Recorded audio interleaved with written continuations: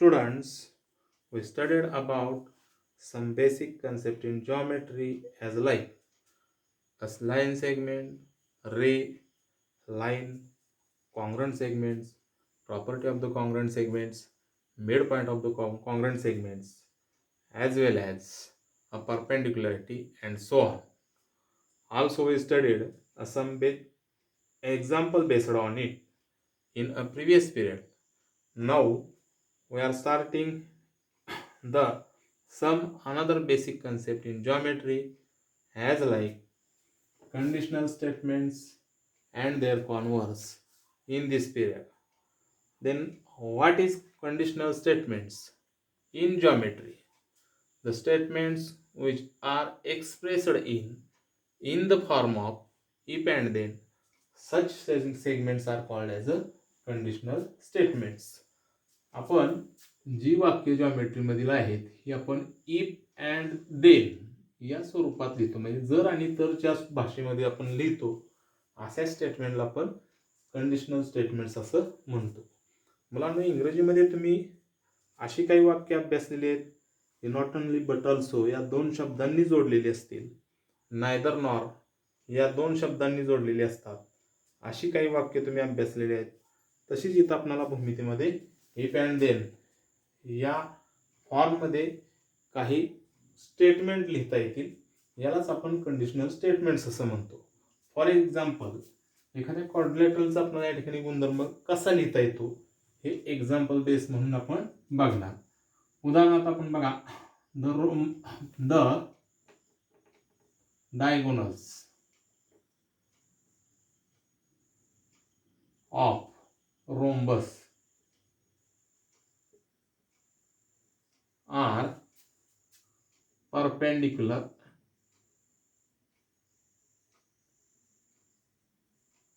bisector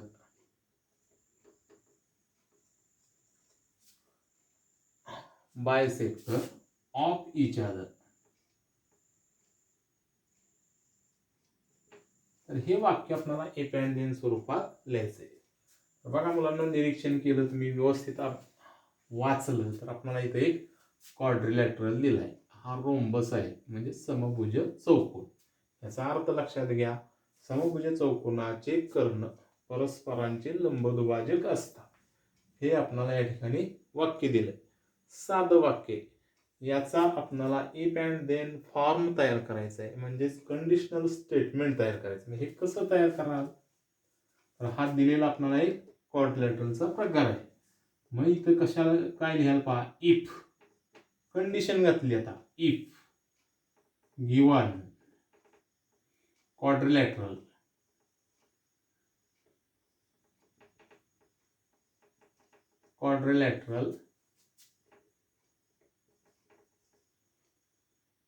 is a rhombus, then its diagonals are perpendicular bisector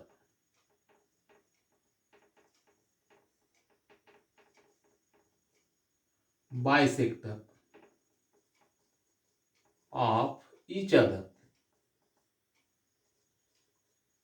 किती सोपं आहे बघा. तर अशी कंडिशनल स्टेटमेंट्स आपल्याला या ठिकाणी काय करता येतील, तयार करता येतील. If and then. इफ काय दर्शवतं, कंडिशन दर्शवतं स्टेटमेंट मध्ये.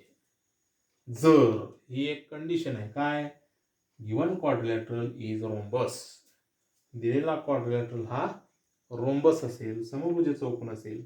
देन ही कंडिशन आहे, लक्षात घ्या. Then its diagonals are perpendicular bisector of each other, म्हणजे त्याचे कर्ण हे परस्परांचे लंबदुभाजक असतात. हे अशा प्रकारचे वाक्य आपल्याला अनेक तयार करता येतील. वेगवेगळ्या जॉमेट्रिकल डायग्राम्स जे आहेत यांच्या गुणधर्मावर आधारित आपल्याला ही स्टेटमेंट्स तयार करता येतील. आणखी एखादं उदाहरण बघूया आपण.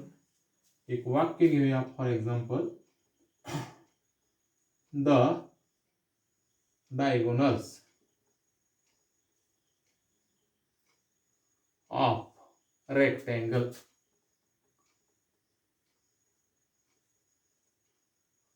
are congruent. मग आता इथं सुद्धा आपल्याला रेक्टँगल हा एक प्रकार दिलाय क्वाड्रिलॅटरलचा, म्हणजेच आयताचे कर्ण एकरूप असतात. हे आपल्याला साधं स्टेटमेंट दिलंय. त्याचं कंडिशनल स्टेटमेंट तयार करायचंय, कंडिशन घालायची. काय कंडिशन? जर दिलेला चौकोन हा आयत असेल, म्हणजेच if given quadrilateral is rectangle, ही कंडिशन झाली. ह्या कंडिशनवर आपल्याला काय प्रूव्ह करायचंय? Their diagonals are congruent. हे त्याचे डायगोनल्स एकरूप आहेत हे दाखवायचे. हे कसं लिहा statement? If given quadrilateral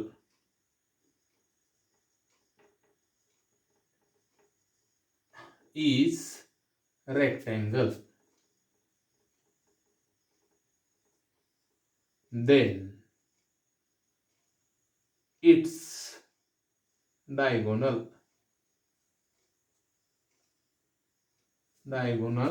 are congruent.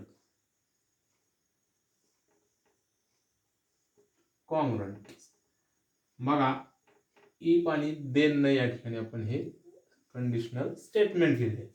पहिलं वाक्य जे आहे यातलं, इफ नंतर येणारा जो वाक्यातला भाग आहे, पार्ट आहे, हा कंडिशन दर्शवतो.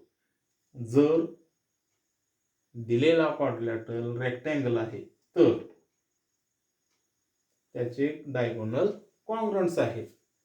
हे पहिल्या वाक्यात आपल्याला कंडिशन दिसते, आणि म्हणून हे जे पहिलं स्टेटमेंटचा भाग आहे, इफ नंतर येणारा स्टेटमेंटचा भाग वाक्यातला, याला आपण अँटीसिडंट्स असं म्हणतो.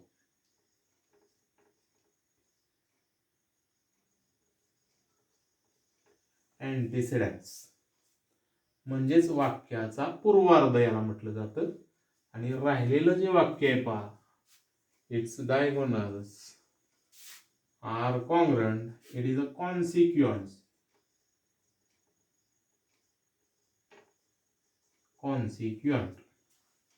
बघा, म्हणजेच याला आपण उत्तरार्ध असं म्हणतो, वाक्याचा उत्तरार्ध. आता ही जी कंडिशनल स्टेटमेंट्स जे आहेत, ह्या कंडिशनल स्टेटमेंट मध्ये इथं आपल्याला याचा कॉन्व्हर्स सुद्धा करता येतो. हे उलट वाक्य लिहिता येतंय. म्हणजेच अँटीसिडंट जो आहे त्याला कॉन्सिक्युएंट बनवता येतं, आणि कॉन्सिक्युएंट जो आहे वाक्याचा त्याला अँटीसिडंट सुद्धा बनवता येतं. हे आपण 1 बाय 1 उदाहरणाच्या साहाय्याने या ठिकाणी बघणार आहोत. आता याच उदाहरणाचं आपल्याला हे वाक्य कॉन्व्हर्स मध्ये कसं लिहिता येईल? Converse of the given conditional statement. ह्या कंडिशनल स्टेटमेंटचा आपल्याला कॉन्व्हर्स बघायचा आहे. मग हा कसा लिहाल तुम्ही? बघा, इथं आपल्याला डायगोनल्स आर कॉन्ग्रुएंट असं म्हटलंय. तर if diagonals of the quadrilateral are congruent. बघा, if diagonals of quadrilateral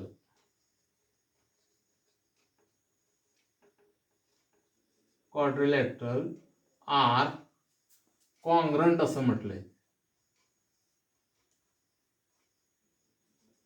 जर चौकोनाचे कर्ण एकरूप असतील, then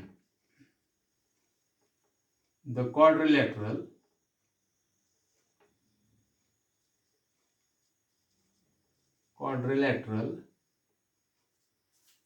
is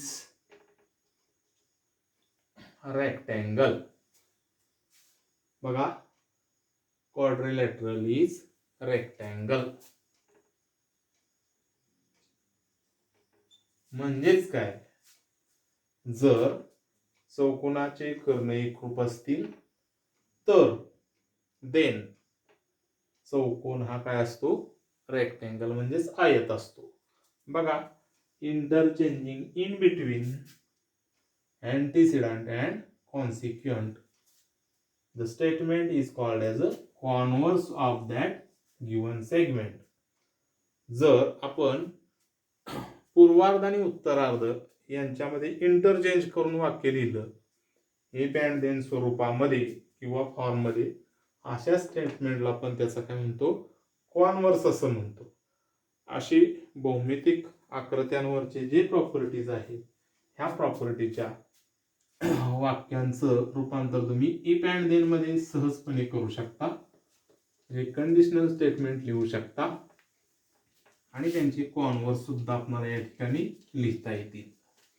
आता मुलांना आपण महत्वाचा या ठिकाणी एक मुद्दा पुढचा बघणार आहोत. We are starting to study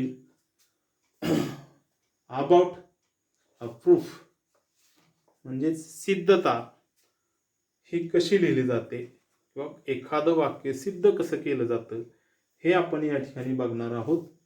आपणाला माहित आहे की वेगवेगळ्या गणित तज्ञांनी भूमितीमध्ये वेगवेगळ्या कन्सेप्ट या ठिकाणी क्लिअर केलेत. यामध्ये आपणाला 3ऱ्या सेंचुरीमध्ये ग्रीक मॅथमॅटिशियन युक्लिड जे आहेत यांनी पॉस्च्युलेट्स या ठिकाणी काही शोधून दाखवले. पॉस्च्युलेट म्हणजे काय पहा, the some self evident geometrical conditions और statements which are accepted by all, म्हणजे अशी भौमितिक वाक्य जी स्वतः स्वयंसिद्ध आहेत अशा वाक्यांना आपण काय म्हणतो, पॉस्च्युलेट्स म्हणजेच गृहीतक असं म्हणतो. उदाहरणार्थ बघा, suppose we have taken here point A, then how many lines are passing through this point, किती काळ जाऊ शकतात पहा. अनेक रेषा या ठिकाणी एका बिंदूतून जाऊ शकतात. मग या ठिकाणी आपल्याला गृहीत काय तयार होईल, a many lines which are passing through the only one point, म्हणजे एका बिंदूतून अनेक रेषा या ठिकाणी जाऊ शकतात. हे पॉस्च्युलेट आपल्याला या ठिकाणी सिद्ध करता येत किंवा हे स्वयंसिद्ध आहे, ह्याला सिद्धतेचा भाग नाही. आणखी एखादं स्टेटमेंट सांगता येईल पहा, suppose we have taken 2 points in a plane, then how many lines are passing through these 2 points, ह्या दोन बिंदूतून किती रेषा जाऊ शकतील, तर फक्त एक आणि एकच रेषा या ठिकाणी काय होते, या दोन बिंदूमधून जाते, दुसरी रेषा जाऊ शकत नाही. म्हणजे हे गृहीतच धरून चालतो आपण की जी बाब आपणाला इथं प्रूफ करणे शक्य नाही. आणि अशा स्टेटमेंटला, जॉमेट्रिकल स्टेटमेंटला आपण पॉस्च्युलेट्स असं म्हणतो. मग ह्या पॉस्च्युलेटच्या साहाय्याने आपणाला या ठिकाणी थिअरम्स अभ्यासायचे आहेत. म्हणजेच प्रमेय म्हणजेच काय नेमकं हे आपण या ठिकाणी बघणार. Property proved logically is called as a theorem, म्हणजेच आपण भौमितिक दृष्ट्या एखादी प्रॉपर्टी प्रूव्ह करतो, सिद्ध करतो, यालाच आपण थिअरम असं म्हणतो. हे जे थिअरम आहे हे थिअरम कशी सोडवायची, त्यामध्ये स्टेप नेमक्या कोणत्या आहेत, या ठिकाणी आपण त्यांचा अभ्यास करणार आहोत. थिअरम लिहित असताना आपल्याला इफ अँड देनची स्टेटमेंट जी आहेत ही सगळ्यात महत्त्वाची या ठिकाणी लिहिता आली पाहिजेत, समजून घेता आली पाहिजेत. त्यातलं अँटीसिडंट कुठलं आहे, कॉन्सिक्युएंट कुठलं आहे, म्हणजेच पूर्वार्ध वाक्यातला उत्तरार्ध या ठिकाणी लक्षात आला की आपल्याला 2 स्टेप या ठिकाणी लिहिता येतात. ही जी थिअरम्स आहेत किंवा statements which R proved with the help of a property of the any geometrical figure, such statements are called as theoretically or theorems. म्हणजे अशा स्टेटमेंटला आपण थिअरम असं म्हणतो की जी आपण वेगवेगळ्या भौमितिक आकृत्यांच्या गुणधर्माच्या साहाय्याने या ठिकाणी सोडवू शकतो. यामध्ये आपण डायरेक्ट अँड इनडायरेक्ट असे 2 प्रकार या ठिकाणी अभ्यासणार. हे अभ्यासत असताना एक कंडिशनल स्टेटमेंट आपण या ठिकाणी घेऊया आणि त्याच कंडिशनल स्टेटमेंटच्या साहाय्यानं part of the given and to proved हे या ठिकाणी समजून घेऊया. आता पहिला या ठिकाणी भाग बघू आपण. बघा, एक डायरेक्ट प्रूव्ह किंवा डायरेक्ट थिअरम या ठिकाणी आपण बघूया. The opposite angle form by two intersecting line are equal or congruent असं स्टेटमेंट आहे. बघा, the opposite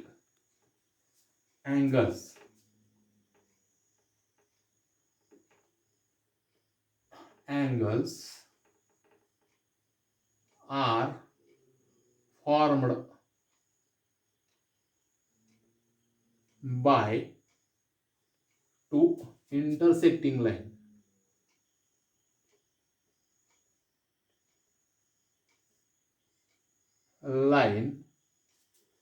Two intersecting line are of equal measure असं म्हटलंय.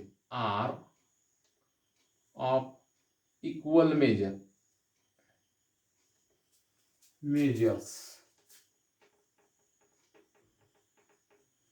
बघा, आता हे वाक्य आपल्याला कंडिशनल स्टेटमेंट मध्ये पहिल्यांदा लिहिता आलं पाहिजे, म्हणजेच त्यामधील आपल्याला कॉन्सिक्वेंट आणि अँटीसिडंट हे पार्ट या ठिकाणी लक्षात येतील. तर बघा, इथं दिलंय हे कंडिशनल स्टेटमेंट मी कसं तयार करतोय.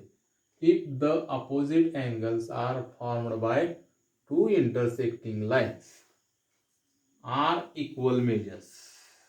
हा शब्द महत्वाचा आहे, R equal measures.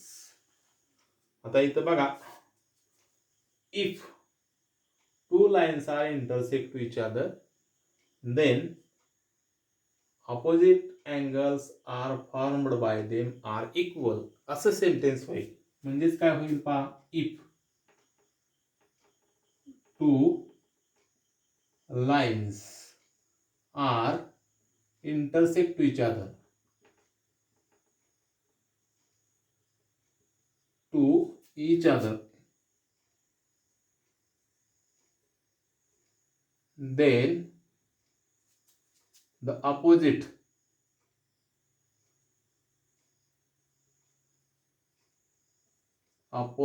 angles are formed by them are equal in measure or congruent असं म्हटलं तरी चालू शकते.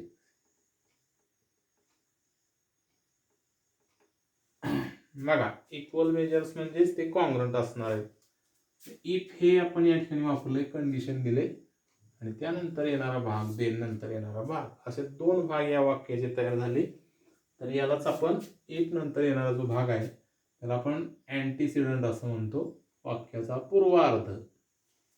आणि राहिलेला जो भाग आहे देन नंतर येणारा तो वाक्याचा उत्तरार्ध, याला आपण कॉन्सिक्वेंट म्हणतो. अशा पद्धतीने जर वाक्य आपण लिहिलं तर या वाक्यावरून आपल्याला थिअरम सोडवत असताना, डायरेक्ट थिअरम सोडवत असताना यामधील स्टेप बाय स्टेप आपण ही कशी सोडवायची ते पहिल्यांदा बघणार. वाक्यावरून प्रथम आपल्याला आकृती काढता आली पाहिजे, ती आपण या ठिकाणी प्रथम काढू. If two lines are intersect to each other, suppose here line AB and line CD, these are intersect to each other in point O. कुठल्याही दोन रेषा एकमेकीला फक्त एकाच बिंदूत छेदतात हे गृहीतक आपल्याला माहित आहे. आता इथं आपण डायग्राम काढली, यांचे अपोजिट अँगल कुठले, अँगल AOC या अँगलचा अँगल BOC हा अपोजिट अँगल झाला. एक जोडी या ठिकाणी अपोजिट अँगलची या ठिकाणी आपल्याला दाखवता येतील, म्हणजेच 1 आणि 2 व सिक्वेन्स जर दिला आपण 2 3 आणि 4, यापैकी 1 आणि 3 हे अँगल काय असणार आहेत, ऑपोजिट अँगल असतील. आणि 2 आणि 4 हे दुसरी जोडी या ठिकाणी आपल्याला ऑपोजिट अँगलची तयार झालेली दिसते. हे अपोजिट अँगल आपल्याला कॉन्ग्रंट दाखवायचे. पहिली स्टेप, दिलेल्या वाक्यावरून प्रथम डायग्राम काढा. ज्याला डायग्राम काढता येईल त्याला पुढची स्टेप गिवन म्हणजेच आपण अँटीसिडंट मधील भाग लिहू शकतो. त्यालाच आपण पक्ष असं म्हणतो, गिवन. आणि त्यानंतर दुसरा या ठिकाणी पॉइंट, टू प्रूव्ह म्हणजेच साध्य जे आपल्याला करायचंय ते काय साध्य करायचंय, the opposite angles are formed by them are congruent, हे सिद्ध करायचं आपल्याला. त्याला आपण साध्य असं म्हणतो. आता हे गिवन मध्ये कसं लिहा, म्हणजेच पक्ष. पक्षात आपल्याला अँटीसिडंट लिहायचं आहे. Two lines are intersect to each other. इथं आकृतीत कोणत्या दोन लाईन इंटरसेक्ट करतायत, तर line A B and line C D, these are intersect to each other in point O. हे आपल्याला आकृतीत दिसतंय तेच मी लिहिणार इथं. Line A B and line C D intersect to each other. Intersect to each other in point O. आणि म्हणून आपल्याला साध्य काय करायचं इथं बघा. एक एक स्टेप आपण या ठिकाणी समजून घेतोय. ही पहिली स्टेप गिवन लिहिलं, दुसरी स्टेप. आता तिसऱ्या स्टेप मध्ये आपल्याला काय लिहायचंय, तर टू प्रूव्ह. महत्वाचं आहे बघा, काय साध्य करायचंय, तर अपोजिट अँगल्स आर कॉन्ग्रंट दाखवायचे आपल्याला. मग पहिला या ठिकाणी अपोजिट जोडी कॉन्ग्रंट दाखवूया आपण. Angle AOC congruent angle BOD दिलं मी इथं. Angle AOC congruent angle BOD. आणि दुसरं साध्य काय करायचं आपल्याला इथं, तर angle AOD congruent angle COB. Angle AOD congruent angle COB. यापैकी एक जोडी कुठली तरी आपण जर या ठिकाणी एकरूप दाखवली तर उर्वरित सुद्धा जोडी आपल्याला त्याप्रमाणे साध्य सिद्ध करता येईल. आता यासाठी आपल्याला प्रूफ करायचंय. बघा ही चौथी स्टेप आहे. काय वेळेला आपल्याला प्रूफ करत असताना लक्षात घ्या, इथं कंडिशन जरी दिली असेल तर प्रूफ साठी आपल्याला या आकृतीमध्ये चेंजेस करावे लागतात. यालाच आपण कन्स्ट्रक्शन असं म्हणतो. या ठिकाणी या आपल्याला दिलेल्या थिअरम मध्ये इथं कन्स्ट्रक्शन करणं अपेक्षित नाही. काही थिअरम मध्ये आपण या ठिकाणी कन्स्ट्रक्शन करतो, कारण प्रॉपर्टी आपल्याला वेगवेगळ्या ठिकाणी वापरायच्या असतात डायग्रामॅटिकली. पुढे जाऊया आपण. आता प्रूफ मध्ये आपल्याला काय दिसतंय पहा, तर ह्या दोन अँगलचा विचार करायचा आहे. आता angle AOC and angle AOD हे दोन्ही अँगल यांच्या मापांची बेरीज 180 अंश आहे. का, तर हे दोन्ही angle angle in linear pair मधले आहेत. आपल्याला माहिती आहे the sum of measure of angle in linear pair it is equal to 180 degree. ही प्रॉपर्टी आपण बघितली. यानुसार आपण इथं स्टेटमेंट लिहिणार, measure angle AOC plus measure angle AOD is equal to 180 degree. याला कॉस द्या अँगल्स इन लिनियर पेअर. थोडक्यात लिहितोय मी, तर तुम्ही पूर्ण शब्दात लिहायचे. याला नंबर मी 1 दिला. आता दुसरं स्टेटमेंट आपल्याला काय लिहिता येईल बा, 4 आणि 3 चा विचार करू आपण. तर हे सुद्धा मुलांना काय आहेत, angle in linear pair. So sum of this two angle it is equal to also 180 degree. Therefore हे स्टेटमेंट कसं लिहाल, तर measure angle AOD plus measure angle DOB it is also equal to 180 degree. याला number 2 द्या, cause हे द्याल angle in linear pair. Statement लिहिलं कशावरून, त्याचं कारण लिहिणं अपेक्षित आहे. याला मार्क असतात परीक्षेमध्ये. जर नसेल तर तुमचा अर्धा मार्क या ठिकाणी जाऊ शकतो. आता 1 आणि 2 जी या ठिकाणी फ्रॉम फर्स्ट अँड सेकंड यामध्ये आपल्याला काय दिसतंय, तर यांच्या राईट हँड साइड्स मधून जो आहे यांच्या किमती सेम दिसत आहेत, सारख्या दिसत आहेत. आणि म्हणून या ठिकाणी लेफ्ट हँड साइड सुद्धा कशा असतील, इक्वल असतील, सेम असतील, सारखे असतील. म्हणून या ठिकाणी त्यांचं इक्वलायझेशन दाखवू आपण पुढं. Therefore from first and second measure angle AOC plus measure angle AOD is equal to measure angle AOD plus measure angle DOB. बघा, तर दोन्ही बाजूला मला या ठिकाणी AOD हा कॉमन दिसतोय. जर मी हा AOD इकडे घेतला मायनस होईल.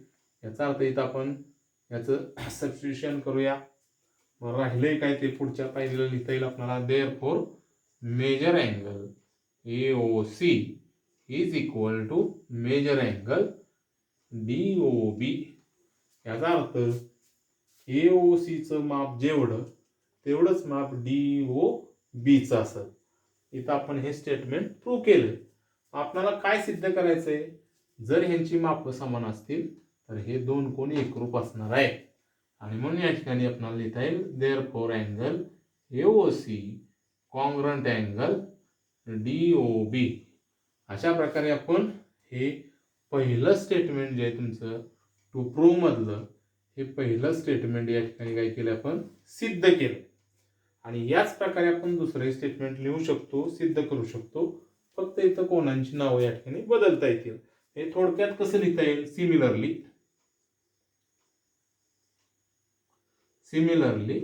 we can prove that angle AOD म्हणजेच हा angle AOD congruent angle COB, congruent angle COB, it is our direct proof.